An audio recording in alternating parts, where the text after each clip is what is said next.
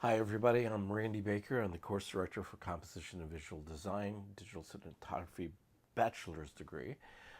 Today we're going to go over just a brief overview of the new FS5 Sony camera that you'll be getting. This is just going to be, this is a brand new camera. We actually just got this camera in to work with, so we're doing this video just to get out to you this week. We'll eventually go back through and do a little bit more professional video for this camera, but since it's brand new, literally, we've had it for 2 days and it goes away again, comes back next week. So I just wanted to go through, you'll see a menu video as well that go along with this, but this is going to be a video that will take you through the camera and kind of look at all the different parts and the bells and the buttons and the switches and what they all do. So let's get started right now with the lens that came with this camera. This is a kit lens. It's the Sony SELP 18 to 105 millimeter f4 lens. This lens is a really sweet lens, a brand new technology that came out in 2013. The G series lens is what Sony's calling it. Again, it has a 35 millimeter sensor size lens that is the equivalent to 18 millimeter on the wide end and 105 millimeter on the long end. It's got a zoom control here on the side. Come down a little bit. That you can zoom in and out, tight and wide on it. And it's a E-mount lens that mounts to this Sony FS5 E-mount camera. So a couple words on the lens here. This is a great lens. It's a fixed aperture lens, meaning that as you zoom through the lens range, it doesn't change apertures. The other type is variable aperture, which was what they had on the last camera. But also, you can zoom in and out on the lens. And if you see on the front of the lens here, as I zoom in and out, you can actually see it changing, going in and out. But if you look on the side of the lens, you actually see that the lens doesn't get any longer or shorter, which is a great feature on this lens. So you've got a focus ring in front and a zoom ring in back, and then you also have a servo adapter for zoom on the side. Now the lens, when you match these up, take the camera off. You always want to make sure that when you're changing lenses on these things that you have the power off to these, and always be really careful about changing lenses. You don't want to get any dust or any kind of dirt or fingerprints on the sensor inside the camera and on the back of the lens. The general rule for cleaning these things is try to keep them as clean as possible. First, use a bulb blower to try to get any kind of dust off. If there's dust on the sensor itself, I would send it back to Sony. If you scratch that sensor, the camera is wasted. And then if there's dust on the back of the lens or the front of the lens, just watch the lens cleaning video that's coming out here later in the next week or so, so you know how to properly clean the lens. Now, there are white dots on here that align with the white dot on the camera. You turn it clockwise to get it to click in. To take it off, there is a little release button here. You push the button, turn it counterclockwise, and the lens will come off. Now, you don't want to push that button while you're putting the lens on. So it's a E-mount bayonet type adapter for this. So on the front here as well, you've got the viewfinder, which we've put on already. It's got a mounting knob. Now, this viewfinder can go actually 3 different places. It can go here in front, it can go here in back, or if you spin the camera all the way around, it can go here. If you put this on Israeli arm or little articulating arm, there are several mounting points along the side of the camera as well. On the top of the camera, if you were to look at it, you will see there's an internal microphone here. There's a electronic hot shoe, and this hot shoe is really pretty cool. You can, if you use the Sony wireless microphones, you can actually take this plug out, plug the wireless microphone in there, and have it send power and audio to the camera.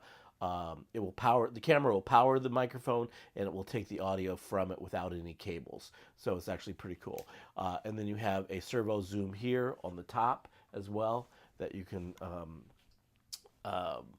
do servo on. Let me just iris down a little bit so you can see this. Servo zoom, and then you have a record start stop button on the top too. I'll flip this around a little bit so you can see a little better what it looks like.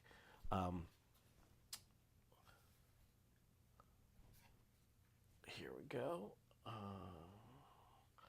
So you can see this is a record lock button, so you can start and stop the camera from here, and you can also, once it's recording, you can flip it up into a lock mode, or flip it down into a lock mode.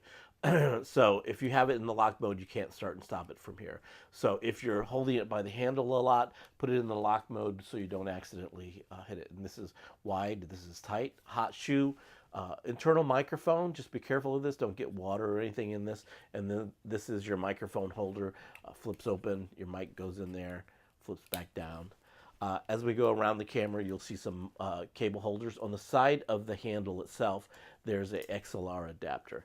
And you can see this XLR adapter, if I point the camera at it, right here.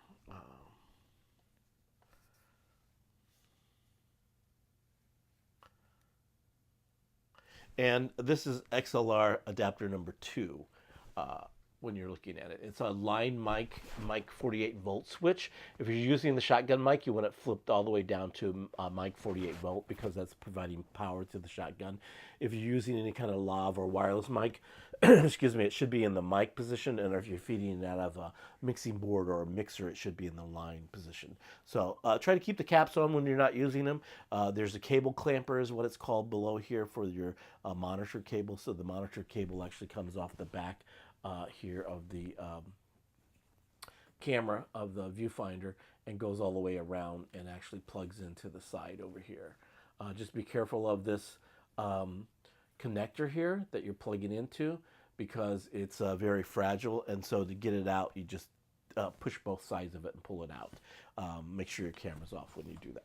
So let's go back out and we'll take a look at the buttons on this side. So this camera is a pretty full functioning camera in terms of all the features that it has on it. It's considered to be the baby brother of the FS7, which is kind of the Sony workhorse now in the industry. And so what we're going to do is kind of look at the camera broken down into a couple different parts. First, the left side. So right off the bat, you have an ND filter set, and you can go into your menus and you can set these so that they're each of these turns. My hand's just a little hot there. Let me come down on this. Each of these turns will turn it from clear, 1, 2, and 3. And so what we're going to have you do is set up this ND filter here so that you can set it for a quarter, a 16th, and a 64th ND preset. That's 2 stops, 4 stops, and 6 stops for 1, 2, and 3. And then on the side here, you can also change this from preset. This is in preset, so you can click this through, or you can turn this to variable here. And once it's in variable, you can scroll up and down with the scroll button here and actually change it as a variable option instead of having presets. So you can go all the way up to 1/128th ND on this, which is about 12 stops. So it's pretty amazing. This is the first time this camera has ever had, any kind of video camera like this has had this feature. So right now we're going to keep it in preset. And then you have a switch here that will allow you to switch the scroll wheel from ND when it's up to iris. So if you're trying to iris, this is how you do it. You flip this to iris, and then you can use this scroll bar up and down to iris up and down. Next to this is a assignable button number 3, which we have set for status. So when you push this button in your viewfinder, you'll get a 7-menu status display that will go through audio levels, what your input-output set for, how much recording media you have left, and things like how much battery time you have left. Below that is the iris button. So you push this button to flip the iris from auto to manual. You usually want to go into manual as much as possible, almost 99% of the time. But if you see the little A next to the f-stop on your viewfinder, that means it's in auto, and so you want to take that out by pushing this button here. The button below this is going to be one of your best friends. This is the push to auto button on this, and let me just kind of zoom in a little bit more to kind of give you idea what that is. The push to auto button.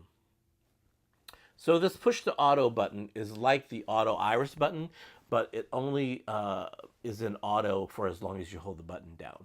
So this, if you're trying to figure out where your iris needs to be, the first thing I always do once I have my shot set up is I go and I push this push to auto button for a couple seconds, and I let go of it.